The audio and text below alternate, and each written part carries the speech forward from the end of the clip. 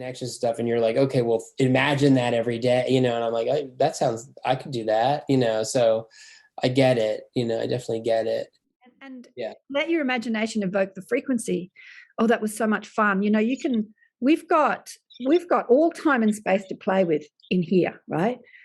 All time and space. So we can go into a memory of when we were really flying, and we can use a memory, which is called past, or we can appreciate the now and how I'm like, find examples of how I'm interacting with people in a fun way in my now life and utilize the now in our thoughts. We'll go into the future and imagine it in a future time. Like, we've got all time and space to play with inside our head.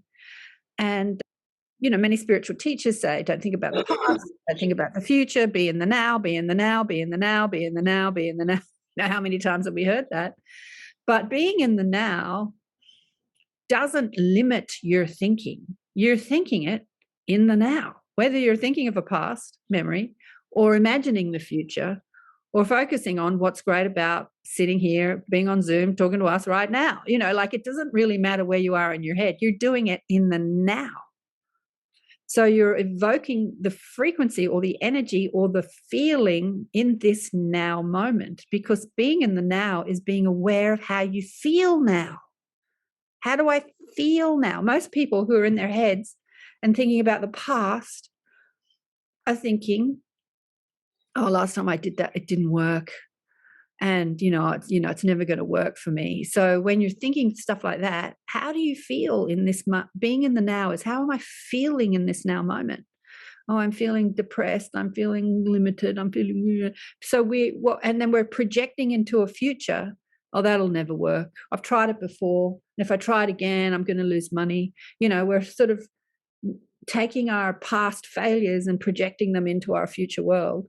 But how we're feeling in the now is limited and small and not good. So we can do the opposite of that. We can use a fun memory and, imagine what we want in a future time and evoke that frequency in the now moment, because all that's important is how you feel now, not how you'll feel tomorrow when you get what you want, or how you felt yesterday or in the past, but how you feel right now. This is the power of now. This is what all the spiritual teachers that are rabbiting on about now, the Eckhart Tolles and everyone.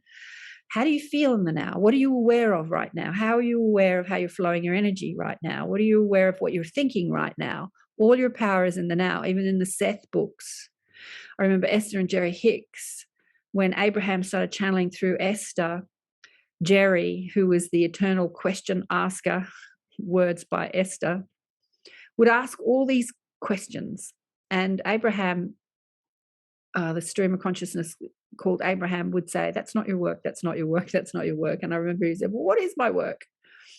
And the work that they were here to do was to talk specifically about how we manifest, manifestation, which is the work I do. So he had read the Seth books. Jerry had read the Seth books. And one of the things that he took out of the Seth books is that you create your own reality and all your power is in the now.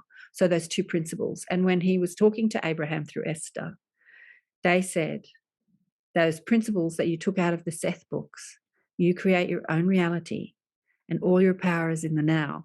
This is what we have come to teach you. And this is what we want you to teach others. And so all your power is in the now, because all your power is how you're evoking an energy right now, how you're thinking right now. It's not about tomorrow. Your power isn't in tomorrow and your power isn't in yesterday. It's about how you feel, how you think right now. All your power is in the now. All your power is in the now. Yeah. I'm on a roll.